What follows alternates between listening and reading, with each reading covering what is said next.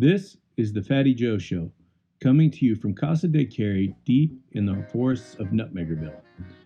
This show is dedicated to exploring pathways to better health from a holistic perspective. In each episode, we will explore such topics as nutrition, mental and emotional health, fitness, and more.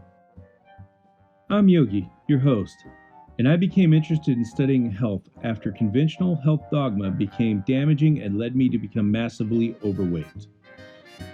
Against modern convention, I went on a keto lifestyle and I lost over 300 pounds and gained a level of control on my personal health that I never had before. Now I'm on a journey to find out what is myth and what is truth in the ever convoluted world of what is considered healthy. Come join me on a journey of discovery as I look for a path to improve total health. If you'd like to support the show, head over to patreon.com/thefattyjoeshow or patreon.com/carriebrown. If you want to check out all of our social media links and recipes, head to carriebrown.com. Don't forget to leave a comment, like, and subscribe to the show.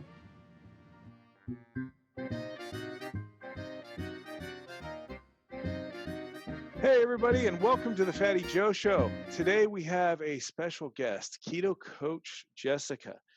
Jessyca is a life coach and a ketogenic lifestyle coach who is certified with holistic nutrition, LCF HF nutrition, and cognitive behavioral therapy for eating disorders.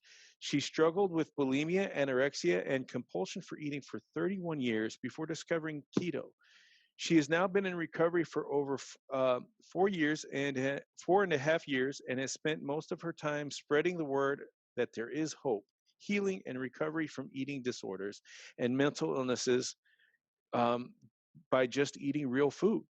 She has worked with hundreds of clients over the last 3.5 years to help them break free. She has also lost 141 pounds, got off her meds and depressions, bipolar disorder, anxiety, bladder disease, migraine, OCD, traumatic brain injury from electric shock therapy, all by eating a well-formulated ketogenic diet. Jessyca's entire family lives on the keto lifestyle, including her 13-year-old daughter, who has managed her epilepsy with keto for the last 4 years.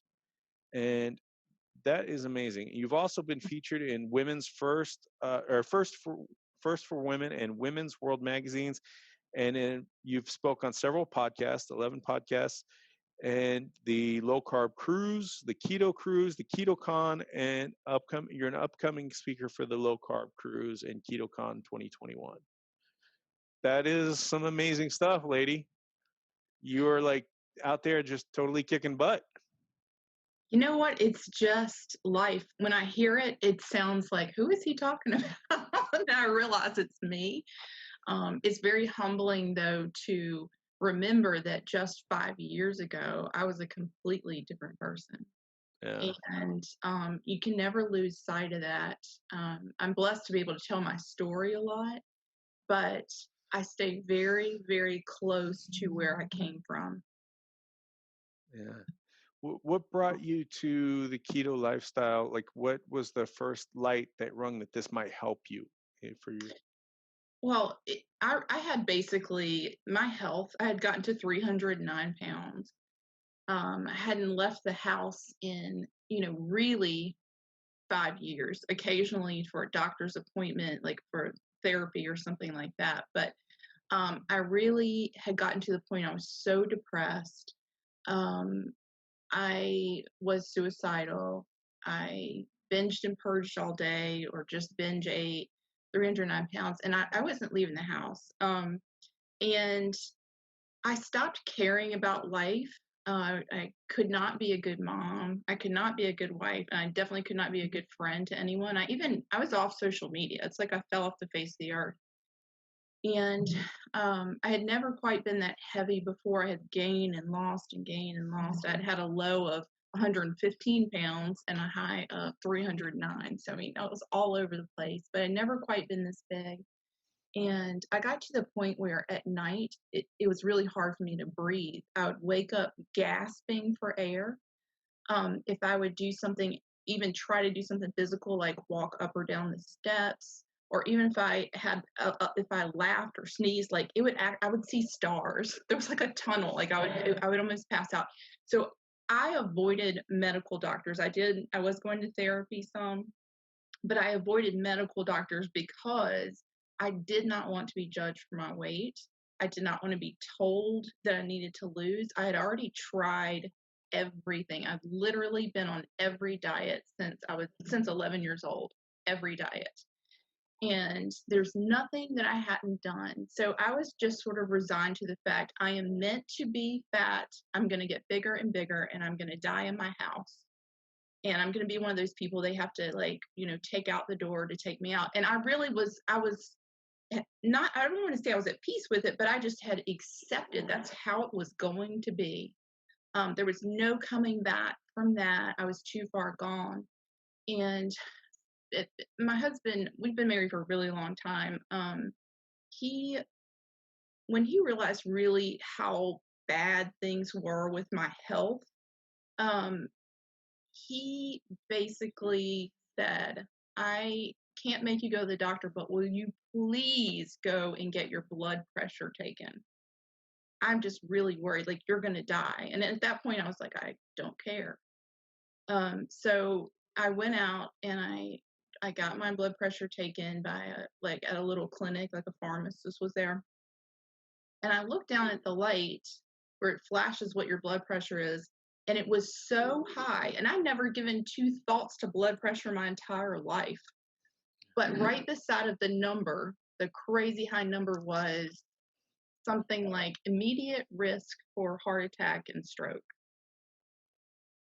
And right in that minute, I was like, I really could have a stroke just any second. And instead of like my past flashing before my eyes, my future flashed before my eyes. I started to think about my older daughter getting married, and I pictured myself. These are really vivid pictures, but I pictured myself sitting there sort of messed up in a wheelchair having had a stroke. It was me, but I was really messed up. And then I pictured myself not being there for my younger daughter's graduation. It's like I started to actually mourn the things I wouldn't be present for.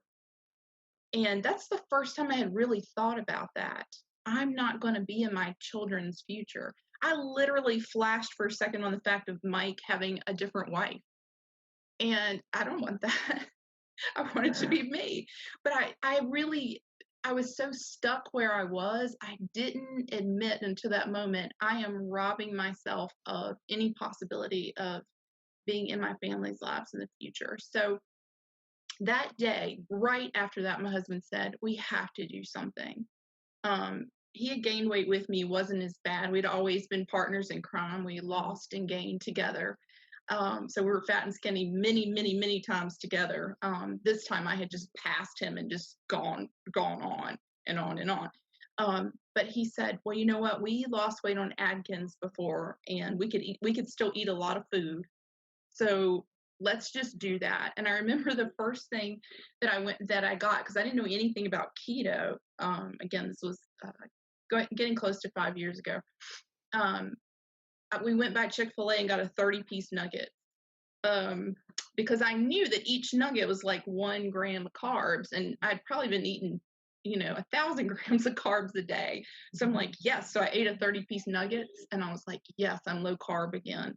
And even with that really sloppy lower carb eating, I started to lose some weight.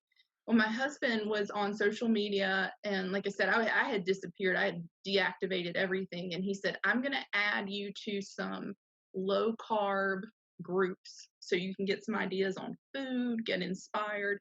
And he ran across Ketogenic Success, and he added me to that group. And I started to learn more. I started to see people's before and after pictures. And I was like, something's different about this. This is not what I'm doing. And it sort of sent me down the rabbit hole of studying nutrition.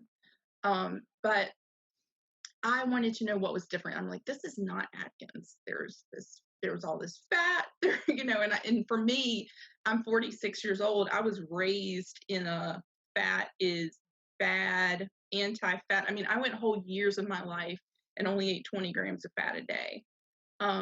But I started to listen to that. I started to study it. I started to read books. And during this time, I'm feeling better and better and better. And so that's sort of what got me there. And from there, I've just continued to study, continued to live the lifestyle. Within 2 months, I was feeling so much better that I was not binging and purging. And for me, that was a huge deal because I had been bulimic since age 11. I mean, even at 309 pounds, I still binged and purged. I just binged a lot more than I purged. So that was a big thing, but I felt some mental clarity that I had never felt before. And that was what was different. It's not like keto fixed everything, but it cleared my mind in a way that it had never been before. So I could actually could think through my own behaviors. I could use therapy that I'd had for years that I just thought didn't apply to me. So yeah. Yeah, it's amazing that fat will fuel the brain and help the brain function a lot more. I know one of the reasons why I went on keto wasn't to lose weight. I didn't think it would happen, but I was having symptoms that were very similar to CTE. Mm-hmm. And so that was my choice to go on. And then the weight loss was a side effect. And I really seen that. And you also use your daughter has epilepsy, and you use keto to treat epilepsy. And we know that that was an old treatment for epilepsy that kind of went away and is now starting making a comeback through programs like the Charlie Foundation. Can you Right. tell us a little bit about that? Absolutely. I am so proud of her. She's amazing. And of course, I'm saying that she's my kid, but she just really, truly is. She inspires me. I use her for an example all the time. When people say, I can't do keto here or there, or this is too hard, or my situation, or there's too much pressure, I say, my 13-year-old daughter has done keto for 4 years and never cheated. Never. And she goes to school parties and sleepovers and camp and everything like that. I'm pretty sure you can do it as an adult. And so I remember that for myself, but I also talk to other people about that. It can be done if you have a good enough reason. And of course, her reason is she doesn't want to have seizures anymore. But I actually had not heard of keto for epilepsy.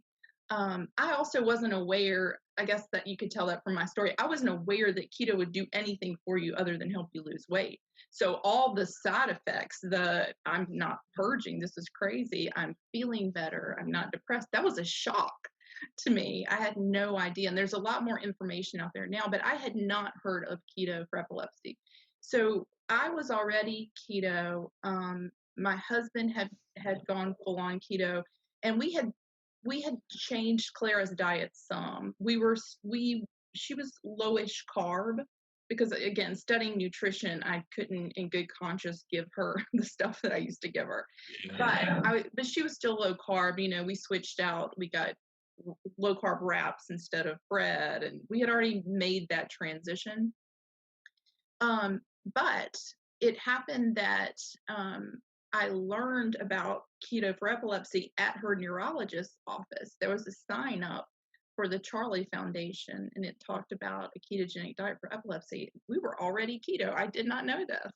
So that made me look it up and study and find out. And when it came right down to it, I remember us sitting her down and saying, Clara, we know this is going to be hard, but we can't know something that might help you not have seizures and not do it. If it doesn't work, we'll go back to the way things were. But if we know this might help and we don't do it, we would be really bad parents. And she was not thrilled about it. A lot of parents say, well, how do I get my kid to do keto? Well, we buy the food. And I did try to make sure she had enjoyable things. I made Carrie's ice cream a lot. I did try to keep it fun for her, especially in the beginning. And she did it, and she started to feel better. And she had been on 6 pills a day. And over that first year, she got all the way down to just 2. And then after another 6 months, she got down to like 1/4 of 1 dose. And that's what she takes today. But so she still has epilepsy. They can still see her seizures when they do an EEG, but she doesn't have seizures. She just doesn't have them. And before, she had breakthrough seizures, even on 6 pills. And so it really is amazing. And again, to navigate it with her makes me know certainly I can always do it. There's no situation where I have to compromise. She can't compromise. So that means I don't have to. And that also means anyone else can do it. I don't believe there's a situation where you have to compromise your health. And if you have a reason as good as epilepsy, it makes it a lot easier. But for me, my reason is I never want to go back to the person that I was. Yeah, it's once you've experienced a lot of the health benefits that keto brings, it's really hard to backpedal back. I know some people do, but it seems like the people that have experienced health benefits outside of the realm of just fat loss, really, that's the people that really gets glued into it. You work with her on epilepsy. About what age was she when you first started seeing her having seizures? And did she get the full grand mal seizures or? Okay. She was in kindergarten, so she was about 5 when she started to have seizures. At first, we didn't really know what was going on because she has both types of seizures. The first one, we realized she had an absent seizure, and she was completely absent, just like frozen, no movement, no response, which was really, really scary. And then a couple of months later, they had thought, well, maybe it was a one-time occurrence. And then 2 months later, she had a very terrible seizure. She almost died. It's, oh man, it's one of those moments in time that you never forget. But yeah, she started seizing, and foam and blood came out of her mouth. And I remember I was so scared. I called emergency services, and I was relieved. They got there really fast. I was relieved when they showed up, but then they started working on her, and I could tell by their faces and the way they were looking at each other that there was no relief. Like nothing was happening. It was not improving. And I remember jumping in the ambulance with them, and we were racing to the hospital, and we stopped at a light, and I guess they had called a doctor to meet us en route, and he parked his car in a parking lot and jumped on the ambulance with us. So this was urgent. And they started talking about her oxygen levels, and I think I was just kind of frozen. Like I could hear what was being said, but they started talking about not being able to get her oxygen going, and the doctor said he couldn't either. And so this was it was a moment that I think changed my life. It took away the safety of life. It kind of sent me down a spiral when I think about the timing. As I mentioned, I went into a deep, deep, deep depression. I was on a lot of pills, eventually resorted to electric shock therapy, which was terrible. But this was part of it. I didn't sleep anymore. I kept being afraid that something was going to happen. I wouldn't be awake for it and I would lose her. But it kind of started a spiral. So she was in the hospital for a while. They diagnosed her with epilepsy. At that time, they had thought it was childhood epilepsy and she would grow out of it. Now we know that's not the case. She will have epilepsy. So she'll need to eat this way her whole life. But yeah, that's been a life-changing part of this for us. And I feel like I would have maintained keto even if it weren't for that. But talk about incentive. I have to show her it can be done. And she shows me it can be done. And as a family, we do this together. Yeah, I've been reading a little bit about keto and brain health since I've started, and One of the things that I've seen is that a lot of people that are suffering from either epilepsy or traumatic brain injury, that is a case where people a lot of times really do try to chase the ketones for a beneficial way and raise those ketones Yep. really high. So they may do a lot of MCT, they may do a lot of even exogenous ketones. What is the diet for your daughter? How do you formulate that? What does that look like? It's changed a little bit over time. She eats pretty much intuitively now. We pay attention to it, but after 4 years, she knows what she's doing. We don't have to be super involved. But she eats a very, very high fat diet. I lost that 143 pounds eating an extremely high fat diet, which seems to be controversial somehow because I keep hearing you can't lose fat if you eat fat, but I ate all the fat and lost a lot of fat. So if that's true, then my story can't exist. So for some people, that's not true, but for her, she's needed that. And I think I need it for my brain health. The high fat is not just about satisfaction for us. We eat a lot of butter. We eat a lot of, healthy oils, avocados. The way that we eat is we look at whatever we have, whether it's a protein source or if it's a healthy carbohydrate like green leafy vegetables or cheese or nuts. Anyway, we look at that and we say, how can I add fat to this? And that's how we keep the percentage up around 85, 90. We don't track anymore. I never tracked through my entire keto journey because I needed freedom. I was obsessed with numbers. I did not, I couldn't do it. So I think that's a big part of my story. For her, we were very, very careful. But at this point, we don't track. She knows what super high fat looks like. And we literally say, how can I make this a vehicle for fat? And we try to add 2 fats to everything. And so it's really like, it's that. So if we have ground beef and we've added, Mexican seasonings, then we're like, how can we add fat to it? And we add guacamole and sour cream, so it's really just, it's that easy. And, it's not something we think about a lot now. She makes her own food. I hear her in there cooking. And if she makes 2 eggs, she's going to do 2 tablespoons of butter. She knows that. So it is our lifestyle.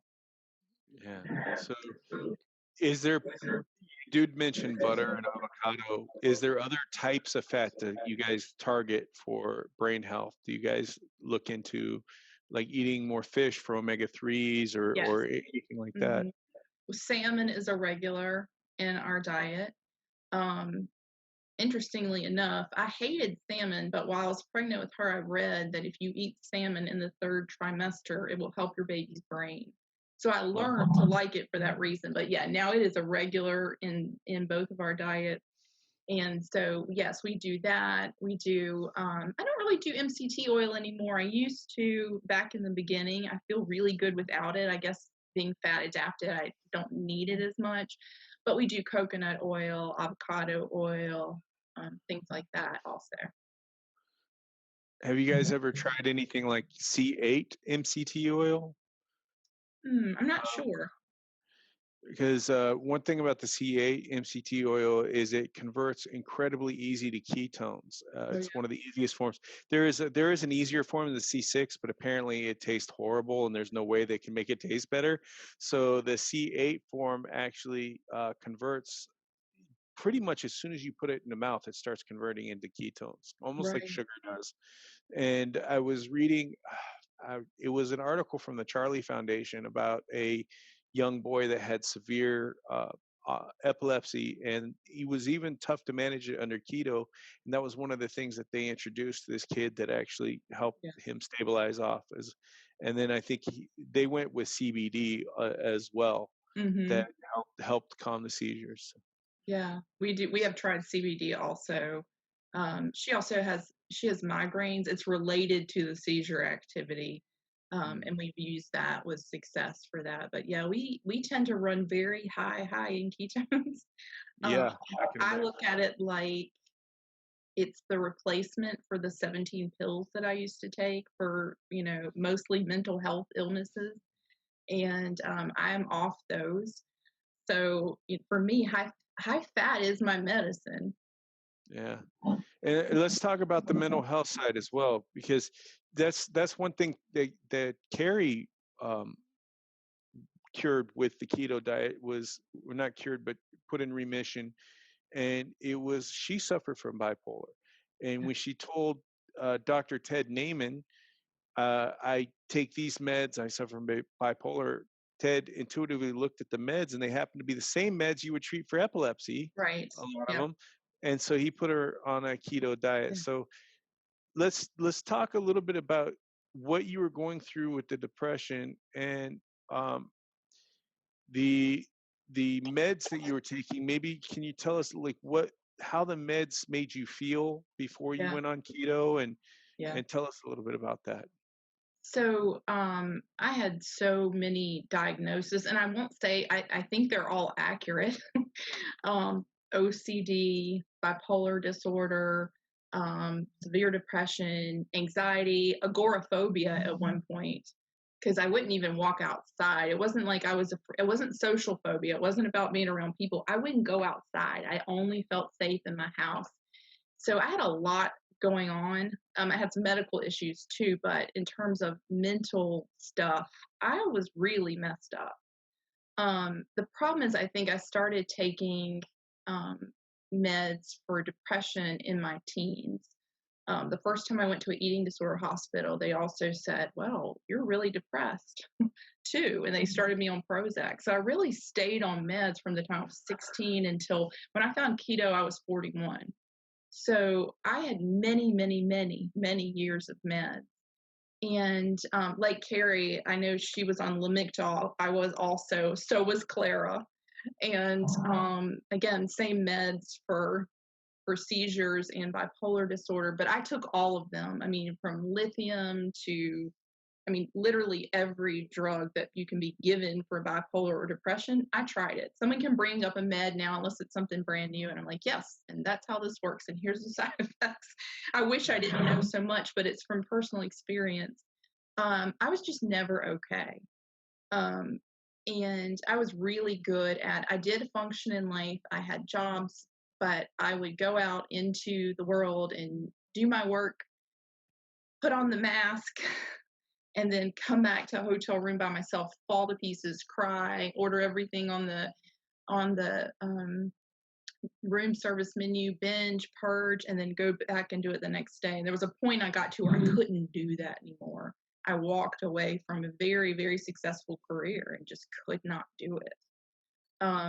That's how bad it got. But I was in a place where I had extreme highs and extreme lows. And in those extreme lows, I really struggled with suicidal ideation. A thought would get into my mind like, you should do this to yourself. You should cut your wrist. And I would picture myself doing it. And at that moment, I don't think I really wanted to die, but I could not stop that compulsive thought, which is part of the OCD. It was depression plus OCD. And I can remember days of laying on the couch on my hands for 8 hours till my husband got home, because I was so afraid if I got up, I was going to follow through, just to make that voice in my head stop. It was bad. It was really, really bad. And at some point, again, I was maxed out on pills. There's nothing else. There was nothing else they could do. And my doctor said, well, there's nothing else we can give you. We think the only option for you is electric shock therapy.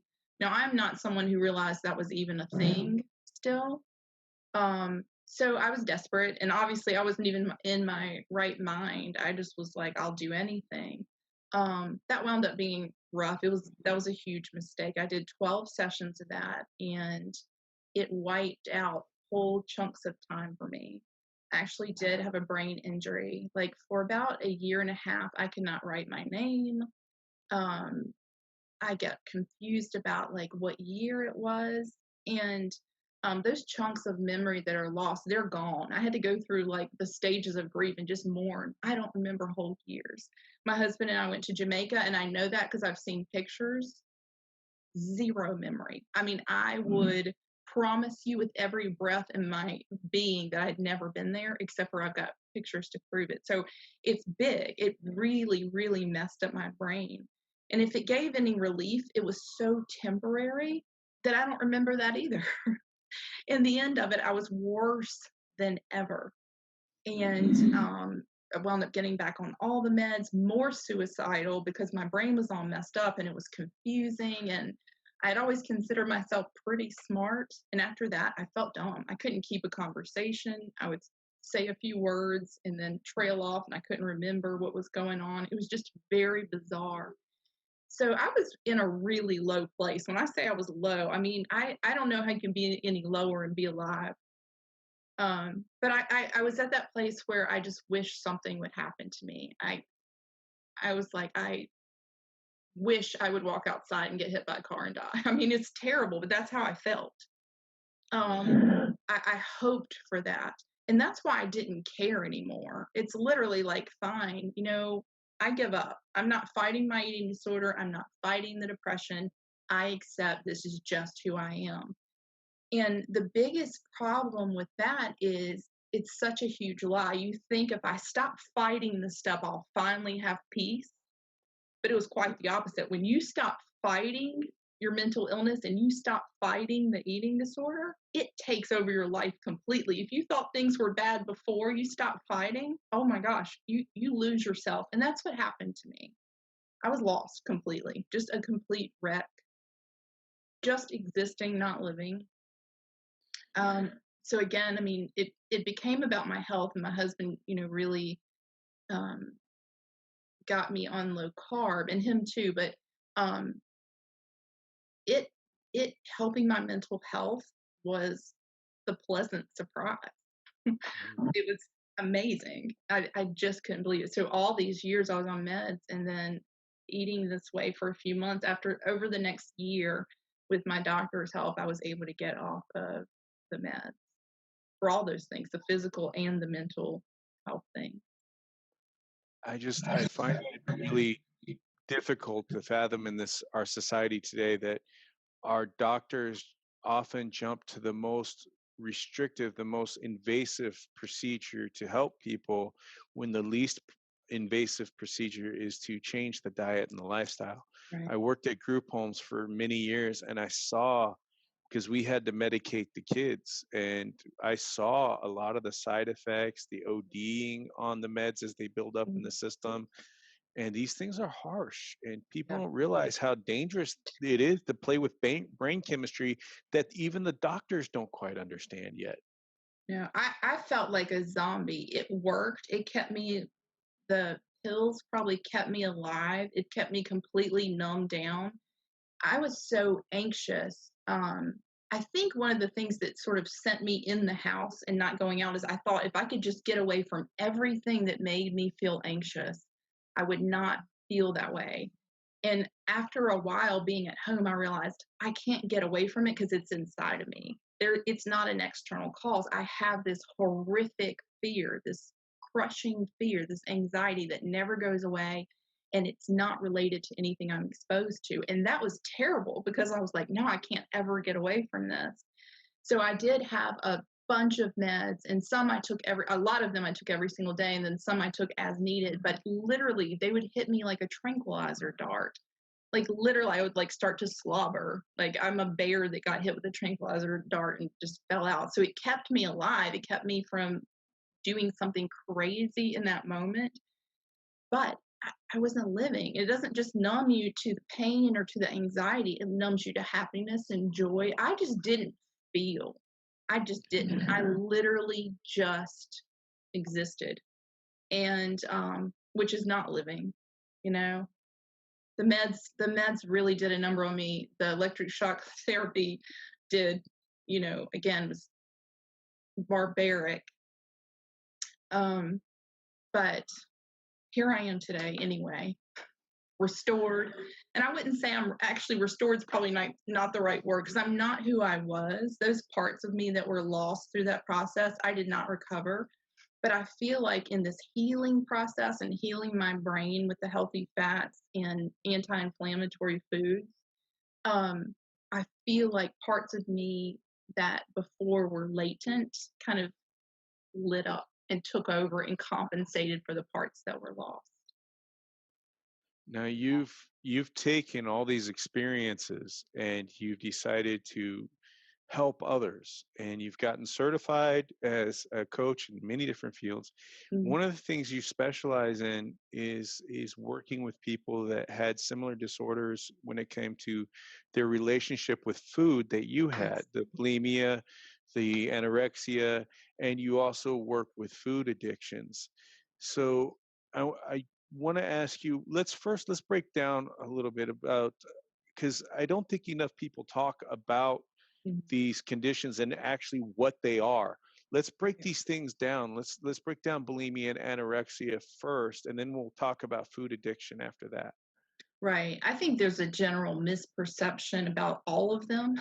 When people think eating disorder, they think anorexia or bulimia. They don't think binge eating disorder or compulsive eating, and they certainly are. They have just as much a hold on your life and can ruin you as much. And a lot of people like me cycle through different things. There were times in my life that I was severely anorexic, and there were times like bulimia was always there, no matter what.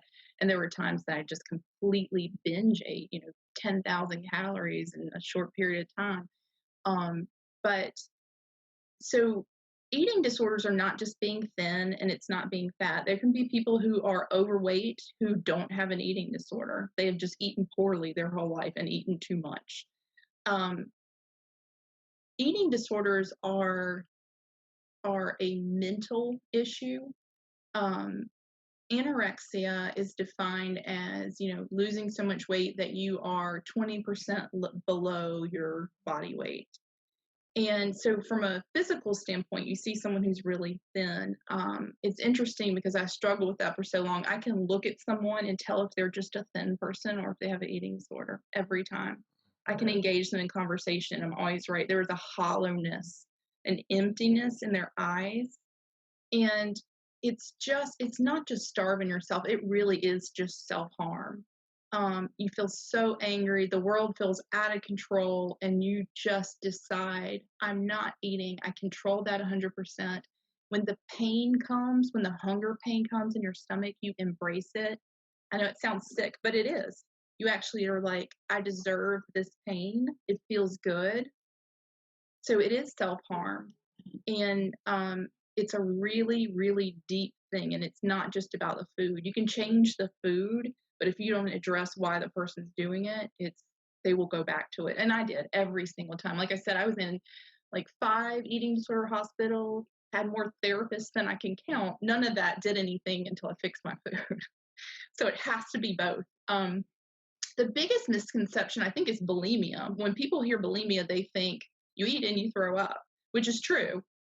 But bulimia actually is anything that you do to purge your body of calories or to undo an eating event after you've done it. So you can have bulimia and not purge, but take laxatives. I used to take hands full of laxatives. Sometimes it was purging, sometimes it was both, but you would take laxatives to try to empty your body out of the food that you ate. You can actually purge your body by over exercising. You can say, oh man, I ate something I shouldn't have. I'm going to, this many calories. I'm going to make sure I exercise this much to get rid of that. It's almost a bulimic mindset. And a lot of people, when I talk to them and I ask them, have you ever struggled with bulimia? And they say, no. And then I'll start talking about those things. They're like, oh, I've done that. I've taken the laxatives and diuretics to try to get rid of the bloat from the food that I ate or try to undo that eating decision. I think that's what it is. So bulimia, in my estimation, is anything that you do to undo a food decision that you made. And I think that's really important. A lot more people struggle with it than they even realize. These behaviors can really cause a lot of damage to the internal systems of the body, though, can't That's they? right. I still struggle, even though I've been keto going on 5 years. I struggle with IBS because, there was a point I was taking 77 laxatives a day. It was just boxes and boxes of them. I would eat food and immediately it would leave me. Like, how messed up does your system have to be for food to go from your lips into the toilet? Really, it's really messed up. So I still struggle with IBS because now I won't take them for anything. And I know that's healing and it's better than it was, but I really struggle with IBS with constipation. It was caused by laxative abuse. But yeah, I had some really bad, my back teeth got all rotted out, and I'd always been really proud of my teeth. And I was 26 and I'd never had a cavity, but in my 20s, the bulimia got so much worse. I mean, I just like my back teeth all had to come out. It was bad. And it messes with your head too. I think the worst thing about bulimia is it feels so disgusting that if you're someone who has it, it is a secret. You do not ever let anybody know this is something you do, because, and then of course that makes you walk around feeling like you're a fraud. Like if people knew who I really was, if they knew what I did behind closed doors, they would think so much less of me. This is a dirty secret, but I can't stop doing it. Bulimia makes you manipulate people. I hope there's someone that's going to be listening to this that can relate and realize they're not by themselves, because it's not talked about. Everybody thinks they're alone. But you manipulate people. You get people that you really love spending time around to leave. You want them to leave because all you can think about is binging and purging, and you can't do it in their presence. And so it really messes with your mind. It really screws with your self-esteem. And you do walk around all the time feeling like a complete fraud. If someone gives you a compliment, if someone thinks well of you, all you can think is they don't really know me. And that's a tortured life. I lived it for decades. I mean, literally, the first time I threw up was 11, and then, I stopped at 41. So decades of my life, I felt like a fraud. And there's a lot of associated conditions, isn't there? I'm sorry, I didn't hear that last thing you said. Is my microphone sounding a little rough? Yeah, just a little bit, just right at that moment, but I can hear you now. All right, give me a moment to pause. I'm going to try and turning it off and turning it back on and see if that'll fix.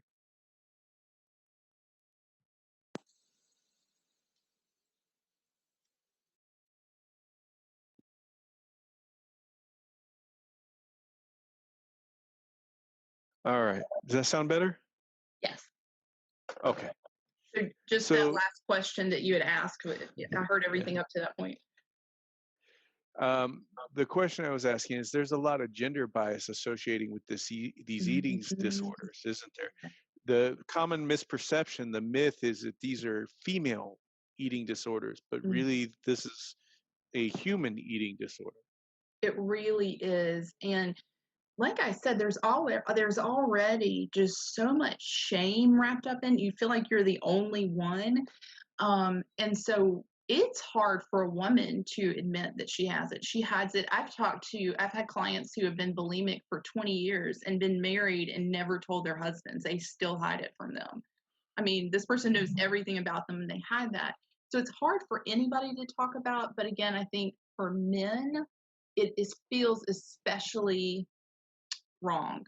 And in my experience in eating disorder hospitals, it was normally like all women and one man. The ratio of people that were there. And I don't think that men actually have it less. In my experience with coaching men, it eventually comes out. In the beginning, it's like denial, denial, denial. And then when we start to talk about when it really comes down to their specific behaviors around food, they're out of control. And when we really dig into why, it's emotional eating, if they're trying to soothe, pain from childhood, there's an extraordinary amount of men who have eating disorders who are sexually abused as children. And things like that often come out because when you stop using the food to push that down for so many years, you start to remember. And that's hard. And a lot of people go back because they don't want to feel that. But I believe that men have eating disorders as often as women. I've definitely known a lot of men to have bulimia, known a couple of guys to have anorexia, but many, many men and women have binge eating disorder. When my parents first tried to get me help for my eating disorder, binge eating disorder wasn't acknowledged as an eating disorder, but compulsive overeating was. And I think they're slightly different. Compulsive overeating is I start eating and I can't stop. It may not be like a huge amount of food, but I don't have a signal that says you're full. So compulsive overeating can be eating, everybody else can stop when they're full. I don't really have that point. Binge eating disorder is eating thousands of calories, a huge amount of food in a short period of time. I've done that too. I mean, I've done all those things. I was into binge eating when I got up to my highest weight. And a lot of men have binge eating disorder. And the problem with that is it's rooted in trying to solve a non-food issue with food. It's like, how quick can I push this down so I don't have to feel it? And if you always use food, and most people, that it's rooted in childhood. I know for me, my eating issues went back to at least age 4. But it's rooted in childhood stuff. And if every time you felt fear, you use food to soothe it, or every time you were ashamed, you used food to soothe that feeling, or every time you got hurt, sometimes this was nurtured by a parent or grandparents. Every time you got hurt, here, have this food. It'll make you feel better.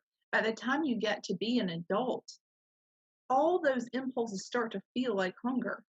So if I'm afraid, I don't even know that it's fear anymore. All I know is I feel intensely hungry because that's my body trying to protect me from feeling fear. Do the thing you always do.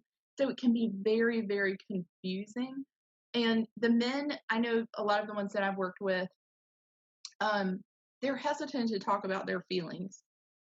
And they really have to get to a place where they are trusting and that they are willing to go wherever it needs to go in order to get to the bottom of why they do what they do. But I think in men it's more underreported than in women, and it's underreported in women. So it's a way bigger problem than people realize. Yeah, I mean, underreporting is a common thing because of the fear of the backlash. In our society, we victim blame quite a bit. And there's always the fear of backlash of how you're going to be perceived. For men, oftentimes it's a view of weakness, Yes. and for women, it's usually somehow being excluded from their groups, being viewed differently, many other issues as well. But a lot of what you're describing is very much an allegory to why people self-medicate with drugs. It's the It is. same kind of thing, and it's very challenging to overcome that when people are afraid to talk about it. Well, it's challenging to overcome also because the problem that is really an issue here is people deny food addiction. I've literally every single day of my life on Instagram, I see people say there's no such thing as food addiction. You can't be addicted to something that you need. And I'm like, oh, that's just so wrong. For those of us who are addicted, we know that it has controlled our lives every bit as much as people who are addicted to alcohol or drugs. The problem with it is also that it's socially acceptable in most circles to show up and overeat. Nobody says anything. If you show up drunk, they say you have a problem. So it's one of those. It's socially accepted, and there's deniers of it. And there's people that say, well, you can be addicted to carbs but not food, and I say, no way, that's not true. When I did Atkins back in the 90s, I would binge eat like packs and packs of hot dogs. I mean, I wasn't concerned about ingredients at that point because Atkins was mostly just like low carb. It wasn't super ingredient focused, but I could eat a whole roast. I mean, it didn't matter to me that it wasn't carbs. I still binge ate it because I was using it to stuff everything down. And then of course purging, the relief of purging, and feeling like you released that emotion for a little while. But yeah, there are people who, part of the reason I never got well, and people ask me this question, like one of the first things they ask me all the time is, what was different about keto and the treatment that you got versus now. Because like I said, I've been in all the eating disorder hospitals, all the therapists, I literally can't remember them all. And for one thing, my brain was fat starved. So I could not think clearly. And I now know that my brain thrives on fat. So my brain was fat starved. I was in a carb coma. But the other thing is the approach that was taken. So we were always taught in therapy, eating disorder hospitals, that you know you're well when you can eat all things in moderation. And so that was always my goal. And every single time, the minute that I added sugar and bread and stuff like that back to my life, I relapsed. But I didn't understand why. I thought it was just me. And what I realize now is that the goal was wrong. What I know is this, and again, controversial, but I know this. There are people who can moderate and there are people who can't. And sort of proof of that is, someone who is a moderator doesn't have to try to be. They don't have to work at it. They just are. They take up one bite of something and they're like, oh, that's rich. I couldn't eat another bite. And here I am and others like me over here eating all of them and wanting to take theirs that only has one bite out of and eat it too. You can't become that. You are or you aren't. And so for me, because it is food addiction, I have to use the same method that an alcoholic, that a drug addict uses, and that's sobriety. I have to get clean. My food has to stay clean. I have to keep my fat high for my brain, and I have to not eat foods that turn on inflammation or compulsive eating. And that's sugar and grains when it comes right down to it. And again, there are absolutely people out there that say, nope, you can be a moderator, but it's because they are. They cannot picture the hold that addiction has on someone when they're truly addicted. So of course they're coming from their viewpoint. I am a moderator. I was able to do this, but I'm not. And there's a lot of people just like me. And it's sort of a relief for a lot of people that they're not by themselves. They think they're the only one that it seems like everybody else can just, figure it out and moderate. I'm like, no, there's a whole bunch of us. We just get shut down a lot.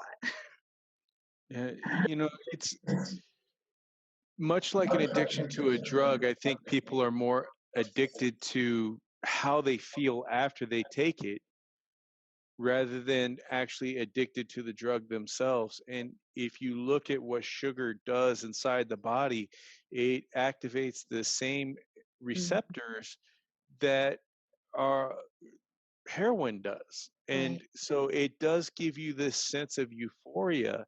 And it's hard to imagine why people wouldn't go, there's something here. The feeling that the people are getting from binge eating, from eating too many carbs or binge eating food in general, there is a euphoria, there's a relief that they're getting, that they're addicted to this behavior. It's hard to imagine why people would deny such a thing. I think a lot of times it's because it's a really hard, narrow road to say I need to be food sober. Like the only real way to manage this forever and stay in recovery is to choose not to eat things that harm my body. That's what food sobriety means to me, by the way. I don't choose to eat things that harm my body, my mind, or my physical body. And the more I study nutrition, the more I'm able to identify what those things are. People don't want to think. I mean, really, the world says there's no good foods and bad foods. A calorie is a calorie. And the truth is, sugar does something vastly different to your body, to your insulin, to your fat storage than butter. And so it does make a difference what you're eating. There are foods that are good for your body, meaning they produce good results. And there are foods that are bad, meaning they cause inflammation, which leads to disease. Someone, again, I've had this conversation with quite a few people in the community, and they say, well, it's not the food you're addicted to, it's the binging and purging. And I said, well, then it's not the alcohol you're addicted to, it's just getting drunk. So either way, you have to eliminate the thing and work on the reasons why too. Sobriety is what it takes for me. For people who are not moderators, we have to be abstainers. And most people go through some anxiety when they realize they're not a moderator and never going to be. And they get angry and they say, it's not fair. I have to eat keto. Everybody else gets to eat this. They're getting away with it and I'm not. And I say, I am so grateful that I must be sober because of the need for me to not eat food that harms me, because those same foods turn on my eating disorder. I'm not going to have diabetes. I'm not going to have heart disease. My changing this to stay in recovery means that I am preventing disease, that those people that you think are getting away with eating those things are getting away. They're not. You know, foods affect your body, period. And so I'm actually saving myself from future health issues because I need to eat keto. So I don't think it's something that's thrust upon me. I think it's amazing to have found a way to recover from something that I didn't think was possible to recover from. Yeah, it's, you know, you hear very similar stories from anybody that's been addicted to anything, and it's always the feeling. Yeah, and it's the same thing that people get when they're addicted to gambling. It's they addicted to this. There's a feeling that is brought on that makes you feel good or less pain in that moment. And I've been seeing research on opioids and how when you take the opium, you're not necessarily getting eventually the pain relief you used to be able to getting. Right. But when you're without the opium, that pain that you would have is actually amplified. Right. And so it just dulls it. So it takes something away. And that's why one of the reasons why people get addicted is the opium actually creates like a phantom pain. Right. And I've experienced situations too with hunger when I was a larger person, where I would get times where not long after I ate, I was already hungry. Yeah. And I didn't need the calories, but like I was hungry. I could chew on the next thing I saw. And I imagine, work with a lot of people that are like that, and you see it firsthand quite a bit. So what are some of the things, some of the techniques that you use to help these people? Well, you know, I run with another coach. We run food addiction recovery groups, and we have an 8-week agenda. And it really starts off with accepting that you aren't going to be a moderator. Like, it's not going to happen. You can't move forward with getting down to behaviors if you're still trying to use the thing that you're addicted to or the thing that turns on your addiction. And I think that's the first thing, is getting someone, helping them see. And we use examples from our own past, their own past. How many times have you said this was the last time, but you always do it again? I mean, at some point you have to say, all right, I've done that 1,000 times. If I've done this and I've done this diet and everything eventually fails, because I always say I am really good at losing weight, but I'm better at gaining it back. I did all the diets and I was successful. I didn't fail. I was successful until I wasn't. All that's proof that you can't maintain that lifestyle of being a moderator. So that's the first part. But the other thing is really helping people break down what is real hunger and what does it feel like compared to emotional hunger. Because I said, you know, if you've always used food to push down that anxiety feeling, the minute you have anxiety, it feels like crazy intense hunger. So we do work with people on that. I work with them individually because I do life coaching too. I coach eating disorders and keto coaching, and then I also do life coaching. And this is true about any repeated negative behavior in your life. You have to be able to, in the moment, say, is this real hunger or is it something else? It feels like hunger, but some of the questions you can ask yourself is, what are my thoughts right now? And a lot of times you find they're fear thoughts. And that's where anxiety is coming from. I'm afraid I'm going to look bad. I'm afraid I'm going to say the wrong thing. I'm afraid I'm about to get fired. Like when you're having fear thoughts, those things are what's driving your hunger. The other easy thing that I tell people is if I handed you a bowl of plain ground beef and said, here you go, you're hungry, eat this. And you're like, no, that's not what I want. I want something crunchy, or I want something creamy. You're not really hungry. Because when you're truly, truly hungry, a bowl of beef will do it. So helping them learn the difference between, if I'm having a craving, that's not real hunger. That's an emotional need of some kind. So really separating, am I angry, anxious? Am I lonely? Am I tired? Because we try to fix tiredness by eating, just because we've done it so many times. But the only thing that will fix tiredness is rest. Eating is not going to make you less tired. It just isn't, probably more so. So it's helping them see that when they use food to solve emotional problems or physical problems like tiredness, and it's not real hunger, it doesn't fix the problem. And so it is, it's not a quick thing. It's a journey. There is no magical thing, but there is, I think, a process that people work through that's proven to be successful. And it really is, it's separating real hunger from emotional hunger. It's acceptance. It's embracing, different changes. It's realizing that no matter how many times you have repeated a behavior in your life and how comfortable it feels, if it doesn't serve you well for where you are now, you don't have to keep doing it just because you always did. And I think a lot of people are stuck on that. But I've always fill in the blank. Okay, maybe that protected you at one time. If you were abused, and childhood abuse is behind so much of this, but obesity and other things. But if you were abused, a lot of times people actually binge eat. They put on a layer of fat to protect them. They feel like someone won't want to touch them if they are unattractive or something like that. And I've heard that a lot. So it's so frequent.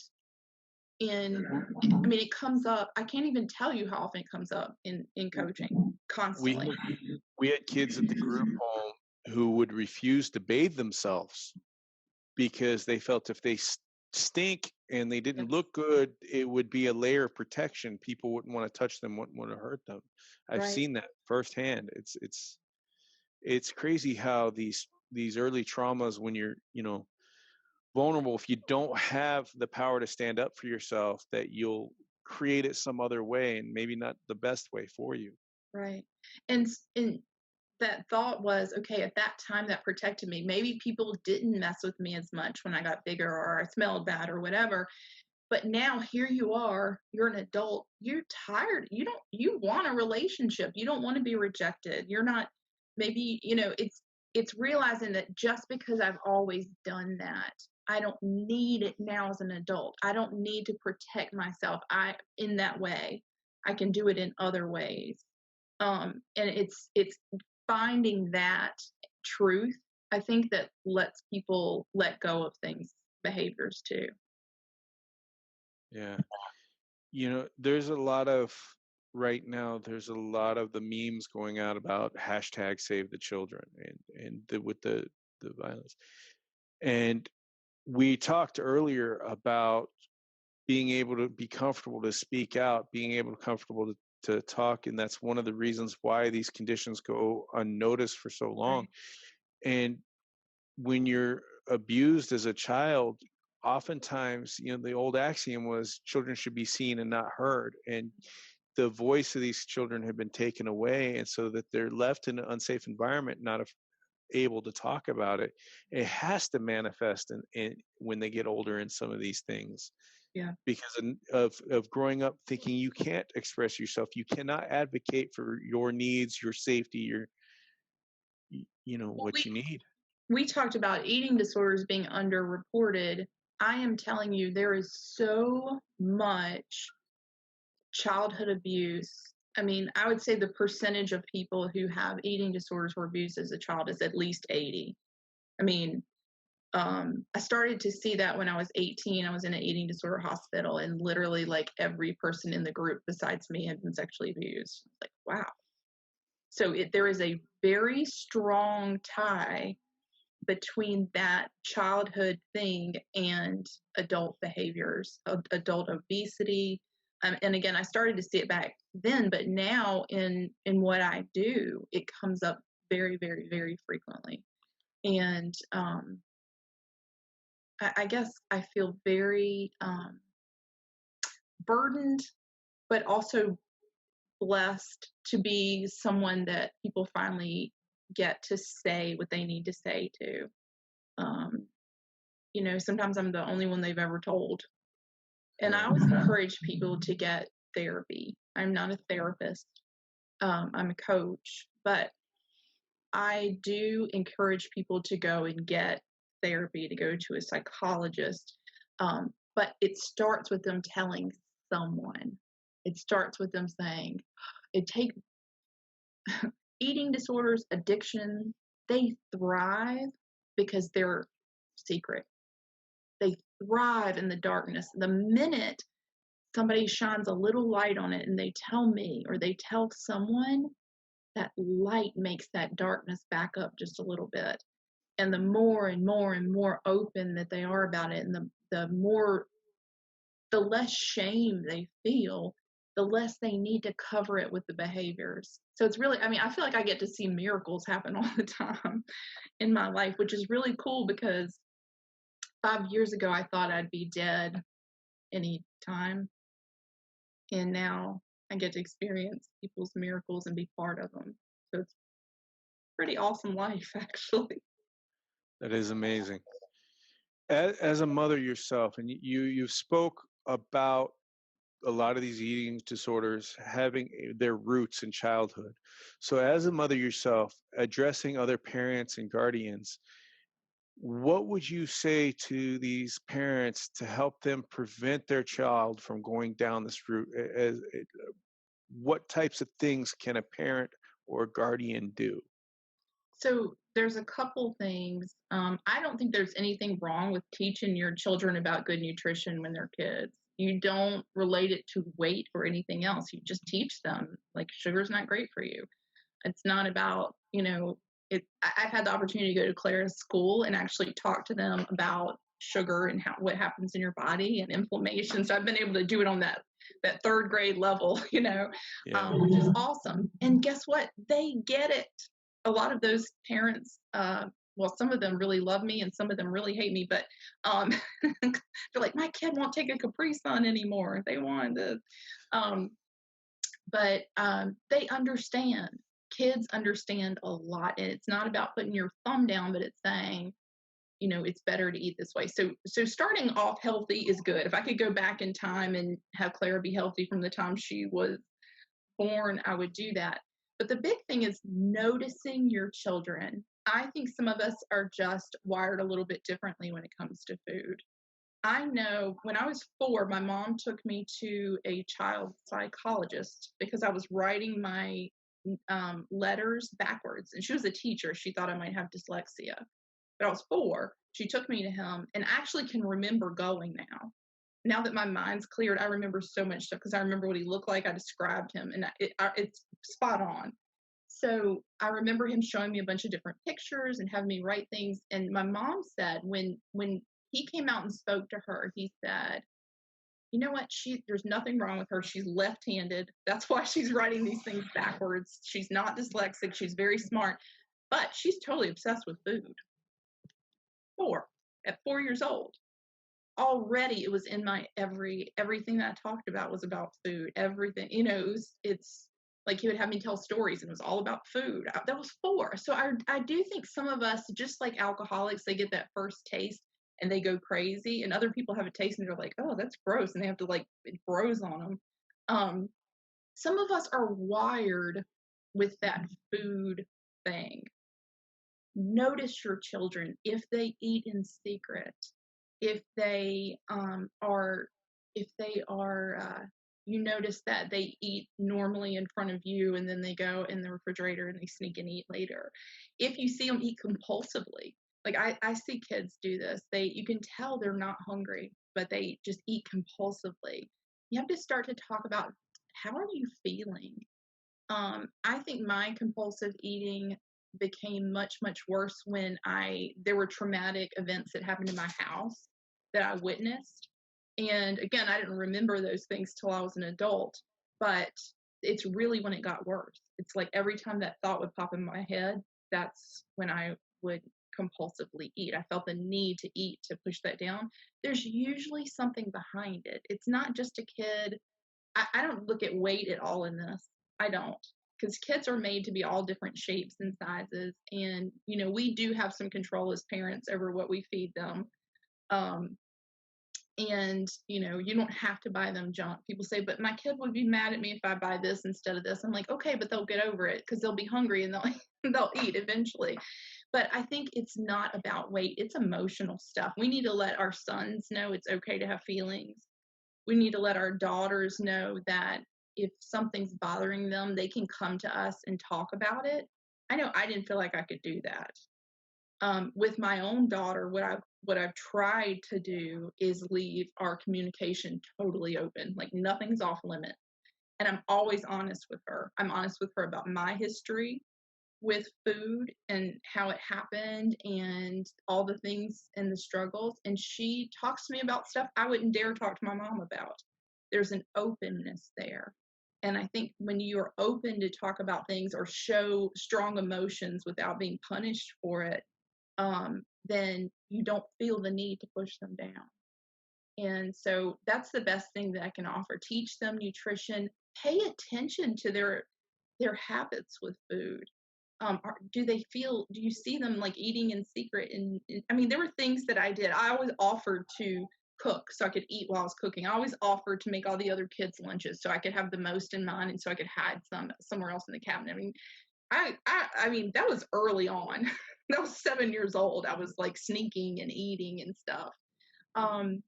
If your kid's doing those things, they're using food in a way that's not intended. They are pushing down some sort of feelings. Maybe they're having anxiety. Maybe something's going on at school and they're just beginning to learn that food soothes that feeling. It's an opportunity when you notice those food things to say, something's going on with my kid. Let me figure out what it is, in a non-judgmental way, in a calm way. Just ask questions. Yeah, so a lot of people think eating disorders come from being like fat shamed or eating, and I imagine they do at some point. But for a lot of us, I mean, I didn't know what an eating disorder was. It's just what I learned to do. I was wired that way. I found food as a solution and I used it. If I go back and I say I take away the reasons why I did that, it was anxiety, it was trauma, it was things that if I could have talked about, I would not have needed to soothe. And so if we can avoid, trauma for our kids, or if they do experience trauma, make it completely open to talk about. Allow them, just tell them, you can tell me anything. And I won't always approve of what you tell me, but I always want to know. I'll tell you if I disagree. But it's always going to be okay for you to tell me, It's that. And food plays such a vital role. Food plays such a vital role in the feelings of safety for children. And I can't tell you how many times I've had a kid come into the group home that came from some of the most severe abuse cases you'd ever imagine. We'd find the kid sleeping in the closet with a pile of food next to him, raw packs of bacon and all kinds of stuff, because it made them feel safe. And the binge eating can also do that. So if the kid's in an environment for some reason they don't feel safe, there's something going on inside the home, or there's bullying at school, that can create it. Whatever is making a child not have that sense of security. Right. Well, it's not about the food. I guess that's the point, right? There's something else. There's a problem that the child is trying to solve with food. And that's when it develops in childhood. So if you are open and aware and you see your child eating in a certain way, don't say, oh no, don't eat that, you're going to get fat. That's like the worst possible thing. Don't put your kid on a diet. You can educate them about nutrition. You can buy healthy things, but never say, I'm putting you on a diet because you got chunky. And I see that every day. In our Keto Kids group, there are parents that come on and say, my child's gotten chunky, and you can tell that they have had this conversation with the kid, like, you're not going to have friends because you're overweight. And I'm horrified. So the weight is not the issue. The weight comes because of the food problem. Either they're eating really unhealthy stuff a lot, or there's a eating behavior there, or underlying medical condition. Either way, get interested. And that's the best thing you can do as a parent, I think, in my opinion. I don't know everything, but just in my experience. Body image also plays a huge role on that. And that also can stem, especially for young ladies, that can stem a lot from childhood coming up. They look at the images in the magazines and think this is the way. It does the same thing for guys, but guys, it's a little bit different. We got to be the big, beastie, hulky, muscular guy, Right. Whereas women, they feel they have to be this thin waif. They've looked at I'm old, so Ziggy, models, and these toothpicks that walk the runway, and they think that is the ideal beauty, and they have to go for that. So how does that body image, how do you address that with people to get them to realize that being healthy is not necessarily that current society's ideal of beauty? Yeah, well, I do think current society is more allowing of different body shapes. That could be a whole different other discussion about body positivity, because I'm for body positivity, but I'm also for health. But I think we have to pay attention to what our kids are exposed to. For me, I was more shaped by the fact that, so I was 11 when I started purging, and I think one of the reasons why is my friends were skinny as a rail, and I wasn't fat, but I was curvy. I already started, I had a little womanly shape at 11, and I didn't look like them, and I hated it. I did not embrace that at all. I wanted to look straight up and down like a stick. And I think that the bulimia was a little bit of a rebellion for me. Like, oh no, I'm going to make myself look like that. So I was more shaped by that than I was by media stuff. But I do talk to kids now, and they are very influenced by social media and by celebrity and everything else. And I have to try to help them understand that what they see is, for the most part, not real.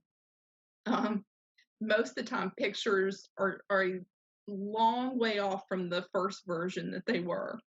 A lot of times it helps they have a celebrity or something that they idolize, and you can find a picture of that celebrity online at the grocery store or whatever that somebody took, and you're like, look, they look like a regular person. This picture has clearly been, there's no blemishes, there's no, I think we have to teach them that what we see of people on social media is a snapshot of the very best possible version of them, that the rest of their life doesn't look like that. They don't walk away looking that way. It's a moment. They take 1,000 pictures to get one picture that's good enough, and then they take that picture and they alter it to death. Because we do have kids that are trying to achieve things that are not achievable without a lot of surgery or a lot of Photoshop. So we have to challenge the idea that it's real.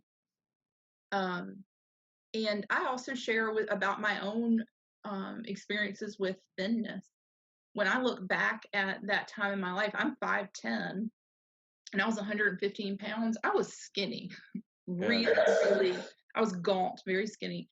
And I didn't eat, go 10 days at a time and not eat, or then I'd eat something really small and then still take laxative. It was terrible, terrible time. And I used to romanticize that time. I'd look back and I would be like, oh man, I just wish I was skinny like that again. And then again, when I started thinking clearly, I was like, what am I thinking? The things that I had to do to myself to be that weight. I was miserable. I was unhappy. Thinness did not equal happiness. And I think that people chase that too. They think, when I get to this weight, then I'm going to be happy. And then they get to that weight and they're still unhappy. And that's why suicide happens. That's why rebounds happen. There's an unrealistic expectation attached to being thin, that thin equals happy. And there's too many examples of that not being true, even with myself. Like, I look back at pictures and I look miserable. Like, yeah, I was thin, but I was also like dead behind the eyes, you know? There's nothing magical about getting down to that skinny size that's going to change your life. You know, it's not true. It's a lie that people believe. But I think we have to teach our kids that too. Yeah, I definitely agree. And one other thing I want to get into before we do our closing questions, I always have a few questions at the end that are quick answer things, but you're from the accent, obviously, from the country area, maybe the South or something, I'm in Southern Virginia. Yeah. And we know that also culture can play a huge role in what we eat and the health of our diet. How challenging was it for you in the cultural area that you come from in Virginia? And I'm assuming like Mountain Dew is king and like, Sweet tea, Mountain Dew. sweet tea. Yeah. Yeah. Cake. I'm originally, that's how people show love down here. Like, right. I'm originally from Ohio, so like that was the thing. It's like, you got a problem, eat this. Here you go. And all the sweets, the pastries that are baked out of there, the pies, you go to a truck stop down in the South, and you'll find some of the best homemade baked pies that you'll find. Oh, yeah, so this stuff is everywhere. Yeah. So culturally, how was that a challenge in your changing of the diet, or the people, maybe even some of the people that you work with? And it may not be just the Southern culture, but we're talking every culture has their food. Right. Like, I have a client who's Italian, and she's like, I go to Italy, you want me to not eat pasta? So there is, like, food is very tied to culture. I guess this would be on a few different levels. One, you have to be able to separate food from other events. We have turned every single thing into an eating event when that wasn't, like, what are we here for?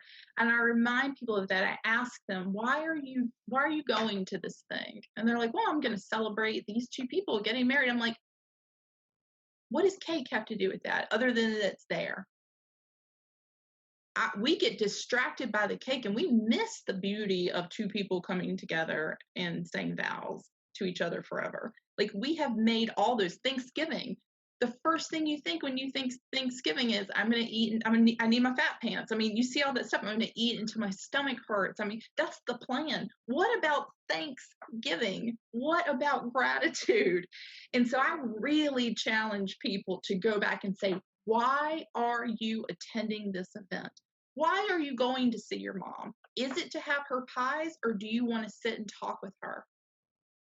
And so to separate that thing that you've always done together, oh no, I really do want to go sit talk with my mom. And I have tasted her pie before. And I like to give people simple phrases to get themselves out of situations like that. We cover some of this stuff in our group too, but because we really talk about how do you practically live this way when you are sober in a world that's full of sugar and carbs. And the best advice I can give is, don't say that much. Don't go in and announce that you're on a diet. Don't go in and talk about what you can't eat. Put food on your plate and sit down and eat it. That's number one. But number two, you say, it's, somebody's trying to give you ice cream or whatever. You can just say, no, thanks, I'm full. And yeah, we do have food pushers down here sometimes. And I think the food pushers, sometimes they push because we're sitting there like, oh, I wish I could have that, but I'm on the stinking keto. And so they're trying to help us. They want to take care of us, but we create that ourselves because we're acting all deprived. But other food pushers do it because if what you're doing has gotten you well and healthy and you've eliminated all this stuff, it makes them feel like, could it be that I'm wrong? Could this stuff really be that unhealthy? And even just my presence in places, I think, challenges people because they're like, they know I eat really high fat and meat all the time. They're like, how can that be true? And she's healthy if what I do is healthy. And it makes them shine a spotlight on themselves, and it can make people really uncomfortable. I try to just take off the pressure. That whole, if somebody is like really trying to force food on you, because they'll feel better about what they're eating, I'll say, thanks, I'll take it home. And then I drop it in the trash. Or, there's easy ways out. No, thanks, I'm full. That I also don't mind saying, I gave up sugar and grains and I feel so amazing. I just can't, I know I'll feel bad if I eat that stuff again. It's just simple little things. Don't go in there and be like, hey, everybody, I'm keto. I can't have this, and I can't have this, and I can't have this. You go in there and eat what you can eat and keep your mouth shut about it. Don't engage in conversations about nutrition. They will always turn out bad, especially with family. But yeah, so just simple little ways to get out of it. But you have to go into a situation saying, I'm here to celebrate, to be around my family, to be thankful for the year that I've had, to be thankful that I'm free of compulsive eating. I'm not going to celebrate my gratitude for being free from an eating disorder by overeating. That makes no sense to me. So you have to sort that out before you go into the situation. Yeah, I think that's a good point of separating the food away from celebration.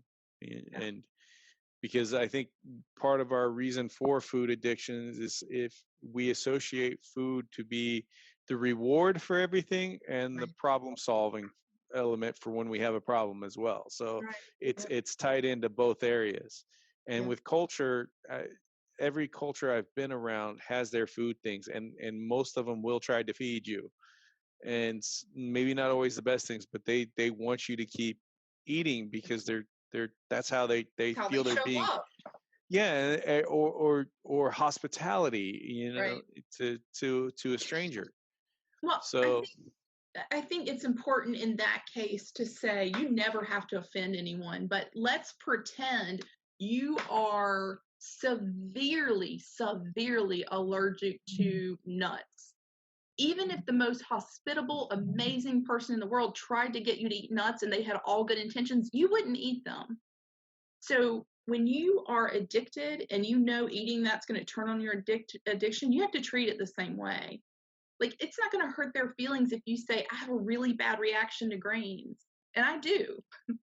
My reaction is I swell to 309 pounds and I lose my mind. So saying to them what you would say if it was an allergy, because it is a poison to you, it poisons your life. You say, oh, thank you, but I have a really bad reaction when I have sugar. I really appreciate the thought, though. I mean, there's always a way out. You can't lose yourself to soothe somebody else.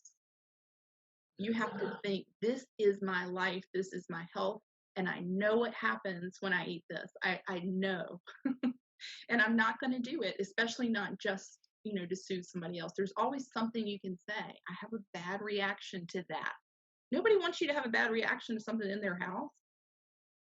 They're thinking, something's going to happen and they're going to have to call 911. You say, oh no, I have a really terrible reaction to grains. They're going to not make you eat pasta.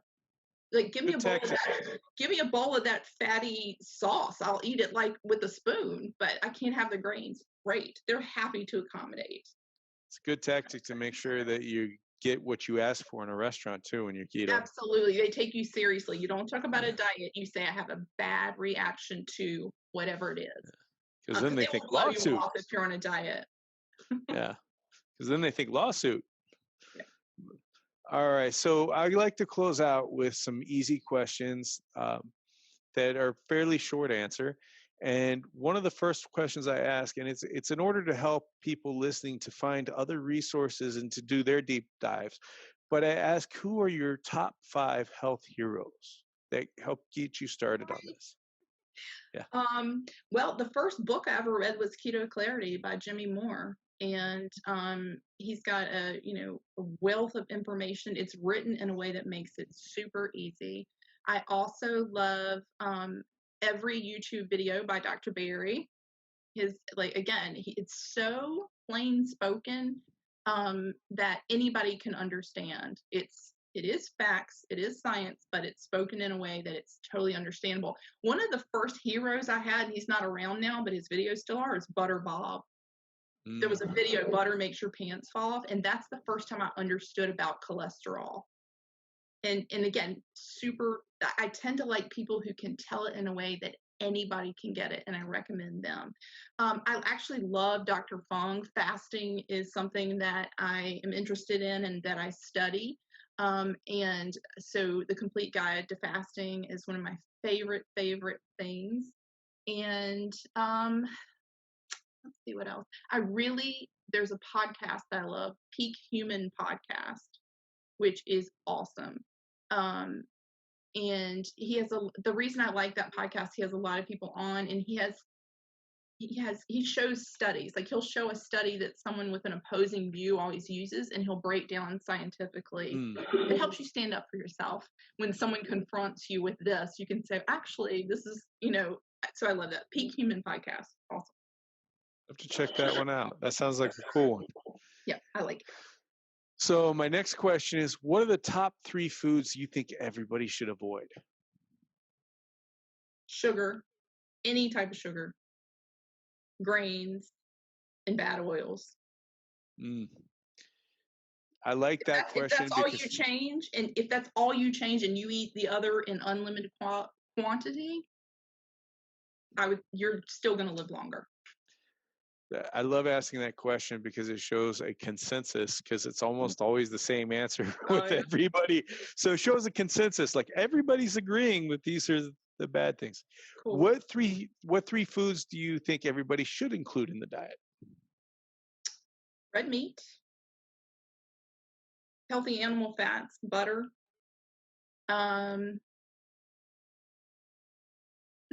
Does there need to be a third one? I don't know. Maybe avocado. Avocado is pretty awesome. So. Yeah, there you go. And so the fourth one is what major nutritional myth, if you could just get rid of it and get it out of the current dogma, what major nutritional myth do you want to eradicate? Saturated fat being dangerous and causing heart attack. So basically the lipid hypothesis, cholesterol, that whole deal. That was the thing that would be life-changing for the whole planet if we could get the truth out there. Ansel gets no love on this podcast. All right. And so if you could change something about our health system today, what would you change? I would change the education for medical professionals include nutritional training. A lot of people think that their doctors are trained in nutrition, and they legitimately are not. They get about 8 hours of training in 12 years of school, and they're trained with the food pyramid. So we expect our doctors to know about nutrition. We ask them the questions. They like to know the answers, even if they don't know the answers. But because they are not trained in nutrition, they don't go to a nutritional treatment. They immediately go to a pill. And I would love to see them be trained in nutrition and have to try a nutritional approach before prescribing meds. When I was an EMT, they always said, take the hold on, is that my microphone going again? I hear it. Okay. So they always said, take the least invasive procedure before you go to the most invasive. Right. And it seems to be the opposite in the medical system. Really does. So it's been really fun having you on the show, and I really enjoyed it. And you are our first lady to have on the show, which I'm really awesome. Representing the ladies. Yeah, I'm actually hoping to do a whole series on women's health and bringing in a lot of ladies to talk about that, cool. Different aspects of women's health for the podcast. I love it. But I want to leave everybody with, if they want a chance to work with you, if they want a chance to talk to you, can you leave some contact information? Sure. On Facebook or on Instagram, my name is Coach Jessyca, and it's CoachJessYca. I think the thing that has helped most people is if they Google my name, Jessyca Reynolds. I've been on a bunch of podcasts, and every single one is different. We talk about different things, and each one has helped people in different ways. So I would encourage them to listen to the podcast. I do work for ketoevangelistcoaching.com, so they can reach me that way. But I really encourage listen to all the podcasts that you can, especially if food addiction might be a thing, or mental health issues, or if you've had electric shock therapy. People are usually so relieved to hear somebody talk about that. So it's all in there. Great. And you also run, like you said, you run some groups on Facebook for coaching and things, so they can find you there as well. Yes. And what are those groups? It's food addiction recovery. That's also through Keto Evangelist Coaching. But again, if you come to Coach Jessyca, you can find information about everything else there. Awesome. On Instagram in my bio, or on Facebook on my page. I post about every different thing that I offer and do, and I usually post all the podcasts there too. So just coming to one of the two pages is actually going to get you what you want. Awesome. Well, we're going to go ahead and wrap up the show. It's been great having you on. It really has. And Awesome. I've enjoyed this conversation, because I think people are starting to talk about this stuff, but it's still very much a stigma in our society to speak about all the things that we talked about, whether it's the electric shock, the food addiction, or even how to work with your kids in nutrition. It's amazing the stigma that is around nutrition in kids. That's right. Maybe we'll have to bring you on again and talk about that. That would be awesome. I should read some of the comments that I get sometimes on Clara's posts about, like, this is child abuse. Yeah. Because they're like, give her cookies, this is child abuse, things like that. It's crazy. So I'd love to talk about that sometime. Yeah, that would be awesome, because that would also probably make a really cool series, as well as doing nutrition about kids, mainly focused toward kids. So, right. All right, we're going to go ahead and close things out. Thank you. Thank you for joining us on the Fatty Joe Show.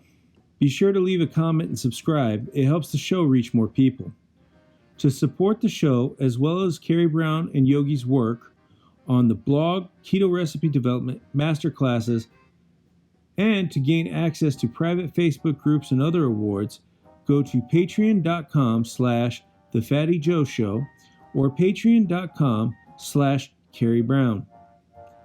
Also, check out our Carrie Brown and Yogi Parker YouTube channel for video versions of the Fatty Joe Show, recipe videos, and more. Join our awesome community on the Facebook group, The Keto Kitchen with Carrie Brown and Yogi Parker, and check out our carriebrown.com website for recipes, blog posts, discounts, cookbooks, masterclasses, and other great stuff. Thank you so much.